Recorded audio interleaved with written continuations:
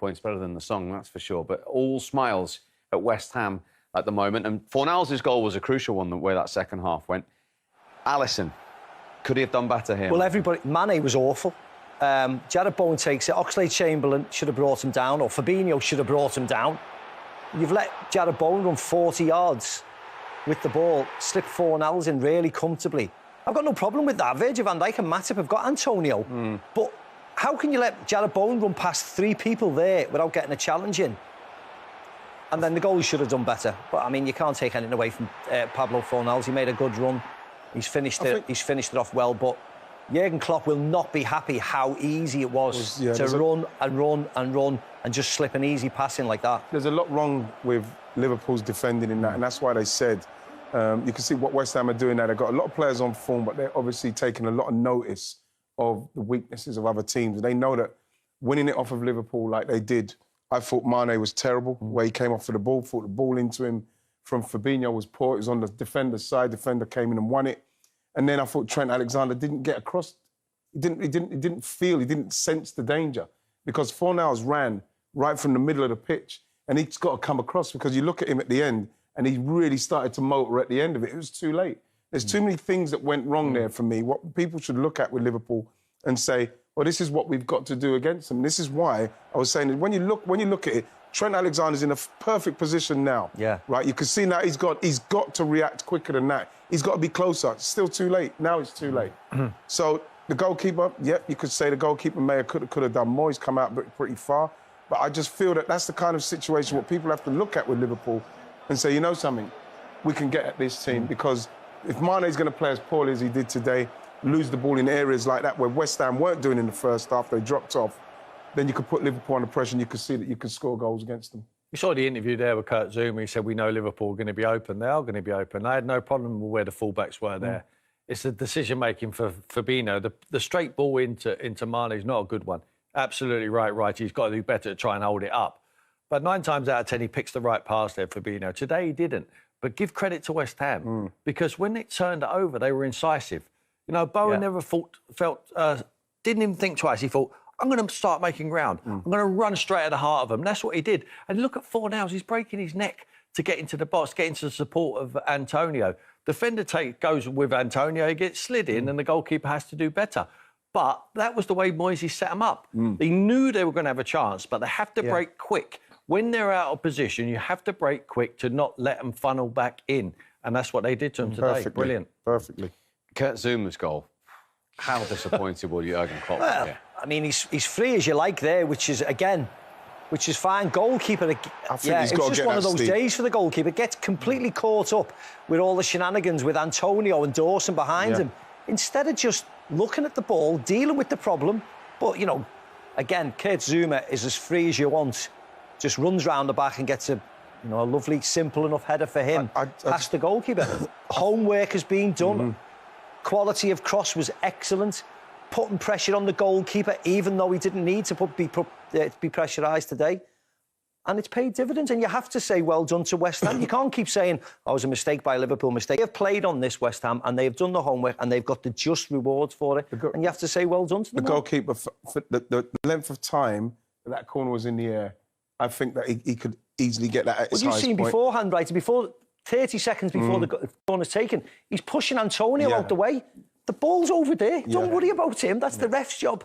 Yeah, he's pushing him here and pushing him there, and he's already occupied before the corner's been taken. So he's not aware of the situation. When you say West Ham had done the homework, had Liverpool, because since David Moyes came back to West Ham, they've scored the most set-play goals of any team, West Ham. Well, you look at the delivery for a start, Steve. I don't think they put a bad free kick in, a bad corner in today. So what I'm saying, Liverpool must have known that was coming. Well, they would have known it was coming, but at the same time, you look at, for me, the way they were set up, Kurt Zouma didn't even have a man on him. When you look at Kurt Zouma, you know what I mean? We're talking about one of their best headers of the ball. He's got 4 or 5 yards on him. Kurt, you know, between him, between Mane, between Trent, no one, he's free. And then when you look where he's headed, he's literally, yes, he's on the angle, but he's 2 yards out. I think the goalkeeper, the height, the length of time that ball's in the air, goalkeeper's got to come and at least push it on or something. Absolutely. It can be simple enough. 2 goals today is both goalkeeper errors. too occupied, preoccupied with Mikel Antonio. He's not fouling him, he just occupied his mind. He's worried about him rather than the ball going there. But as much as Trent's brilliant going forward, you've got to want to head the ball once in a while. He does not want to do anything he can to not put his head on a football. He will not head that ball at the back post. We see him time and time again. All season, if we look at the goals, what they concede, it's back post. Trent Alexander does not want to head it and someone's more aggressive. Today was exactly the same. He sees that coming. I'm not sure he can do too much. It's Kurt Zouma, but at least have a go. Try and put your body on the line. Try and nut him in the face or something. He's not even trying. Against Brentford, it was the same. Just blind balls, far post, in, far post, and attack. Yeah. And that whether they've studied 100 games of Liverpool and seen where they're weak and seen who attacks the ball and who doesn't. Keep it away from Van Dijk, keep it away from Matip, and the rest. There's not a lot of height there. Fabinho's there, but today they were quite static at corners, and it's not a surprise that they conceded. They asked them a question at the end, at least, when Origi came on and pulled one back. Yeah, you know, well, he does that. He does that for Liverpool. He scores very important goals for him. And this, for me, it's a top-quality goal. I'm going to be totally honest. It's a great ball in from Jordan Henderson. Gets a bit of luck here, but that touch is fantastic. And that's a very, very good goal. When you look at it from this angle, his touch here, perfect. And, you know, just go back across the keeper. This is a good finish. And, you know, we saw the chance with Marley. As bad as they've been, in respect of the chances that they didn't take, they could have gone away. This, for me, is an unbelievable chance. I think you volley that in. Yeah. I can't. Maybe the fact that he's let it come down so low, it's a little bit behind him. He's trying to direct it on goal. Where if he comes in on his right foot, just slot it into the goal, just hit it straight at the keeper. And he had a poor game today, Mane. You know, gave away the ball for the goal. He didn't look into the game for me. And then that terrible miss. OK, more from the boys in a moment, but let's get the thoughts, and they will be interesting thoughts, of the Liverpool manager, Jurgen Klopp. Well, Jurgen, the long unbeaten run comes to an end like they all do. What did you think were the reasons for that? Well, key moments, obviously. Today, I think the goals, it's clear. For some situations, I think they can or have to go another way. So, first and foremost, let's talk about the game just like this. It's the goals they score. I think the first is a foul. So on the goalie, now I don't know exactly what players have to do that they whistle a foul against the goalie. The arm goes against Ali's arm. So how can he catch a ball when somebody pulls his arm away? It makes really no sense. That was first goal. We scored an equalizer. Are fully in control of the game. Nothing really happened. They only went for a counter, which we didn't allow in the first half, and set pieces, which we didn't allow too many in the first half as well. One too much, maybe. Second half, we didn't play as clear anymore as the first half. So over the whole 90 minutes, I would have wished, or 95 minutes, I would have wished that we are more clinical or ruthless in the last third. We didn't have enough finishes really over the whole 95 minutes for the percentage of possession we had. So that's then counter-attack. They do well in these situations. They have quality in this situation. And then, of course, the second set piece, which we concede, is a great set piece, I have to say. And is, in the end, very difficult to defend when the ball is taken that well. But how I said, the 1-0, I really, it's, how can that happen? I just don't know it.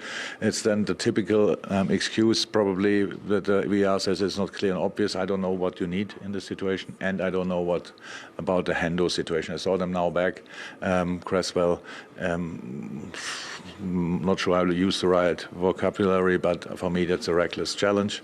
And even when he touched the ball before, I really don't know. You cannot go like this. Everything can happen there. And then you say, but he touched the ball before. Yeah, but you have to control your body.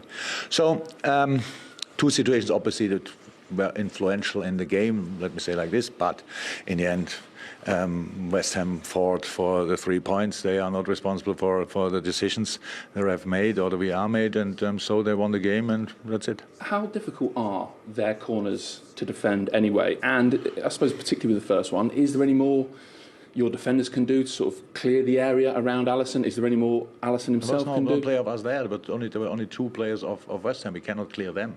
If the goalie takes them and puts them away, then it's probably a penalty. So what can he do?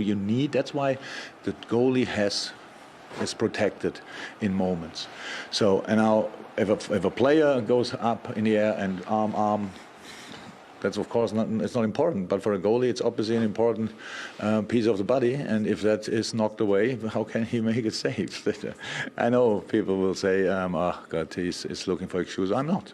It's just I'm completely calm. I accept. I don't think we are too good to lose football games. No, today we lost it. That's not nice, but I accept that, obviously.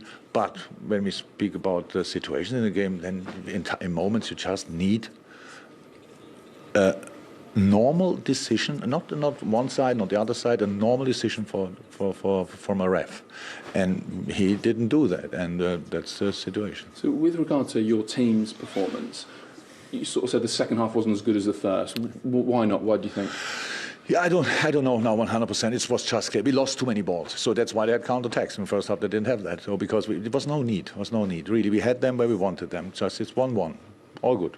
So it was only one team playing. We should have done that exactly, but we were not. It looked like we lost a bit patience. Like, come on, now we have to do it. Now we have to be like when you are not clear enough in the last third in the first half. You think you have to decide that further up the pitch or whatever, but it's not true.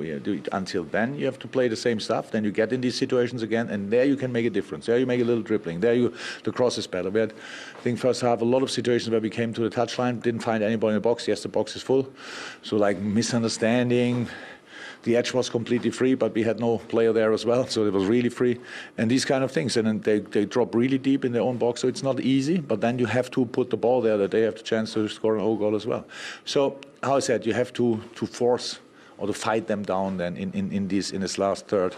And that's what we are completely self-critical, that there we were not good enough. But over the whole game against a team with a top momentum, little things decided, and there were a few little things that went against us. In his interview, Virgil van Dijk said you got a bit rash. Would you agree with that? Second half? Rash? I don't know, like trying a bit too hard, I suppose. I thought that I said that with we lost patience. If that's the same, it really is. Yeah. Okay, yeah. Thank you. So that's true. That you could see that it was just we were not that calm in the decisive moments. So they couldn't get us in the decisive areas. We could get the ball wide, we could go through the half spaces, and then of course when you try to put the ball in the box, and they had their 8-9 players. So not easy. Go again, do it again, and there we were not. We were not patient enough. So it's a long time since you lost. How important will the reaction be after the international break? Yeah, that will be important, but I cannot think about that today. We have Arsenal is in 2 weeks or whatever, so in between the boys have 2 games, most of them, pretty much all of them, so we just hope and pray that they recover well and play their games and come then back healthy, and then home game Arsenal. Look, we can be better, 100%. But when you watch, I don't know how many games, you cannot play always the absolute best football. You have to kind of grind a result out. And today was a game for that. We were the better side. We had all these kind of things. But they scored 3 goals. We didn't. And again, decisive moments, the decisions went against us. Thank you. Welcome. On then in the east of London between West Ham and Liverpool. So much to discuss. Let's get straight to the start inside 3.5 minutes. Any issue with anything on Alisson there for you, Maka? No, I'm more than happy for that to be a goal, to be honest. Sometimes the goalkeepers are overprotected, I think. Ogbonna does challenge Alisson, but he's come off the near post and started to move backwards, and I don't think it's deliberate. He has to put his arms in the air to challenge. I know Antonio is sort of blocking him behind, but that's a ploy that, you should be trying to gain an advantage of, and I'm all right with that. I think it should have been, once it went in, I was happy for it to be given. OK, let's see what Dermot Gallagher thinks, the former Premier League referee, because Stuart Atwell in VAR had a close look at it. You in agreement there, Dermot? I am. I'm in Maka's camp here, Stevie. I think, the goalkeeper's not strong enough. I think it's quite refreshing. This is the 3rd incident like this we've seen this season that's resulted in a goal. So it's shown a bit of consistency with the referees not backing the goalkeeper, as we're accused of sometimes. Now, there might not be such agreements on the next thing we're going to show, which is Aaron Cresswell's tackle on Jordan Henderson. Tim, what was your first impression of this? Red card. I still think it's a red card now. I think Cresswell knows what he's doing. You know, he's going to win the ball, but he knows there's a chance he can leave a bit on Jordan Henderson. Exactly what he does. If he was to freeze that, if they slowed that down, they showed the VAR, they freeze it like they do. We know if they freeze, we talk about it all the time. If they freeze anything, it always looks worse. So why show them it? 2-footed, off the floor, red card. Dermot? I think if the referee had a whistle, give a yellow card straight away, Stevie. You know, we wouldn't have been thrown to the VAR then. Didn't even give a free kick, Dermot. He didn't, and I think that's why we're discussing it now, Stevie, to be honest. And is that because he doesn't touch him? Because I was saying it's still dangerous. Right, it's not a nice tackle. You and I both know that. But I think he hasn't made the contact that Holgate made early. You know, Holgate stood straight into the back of the calf.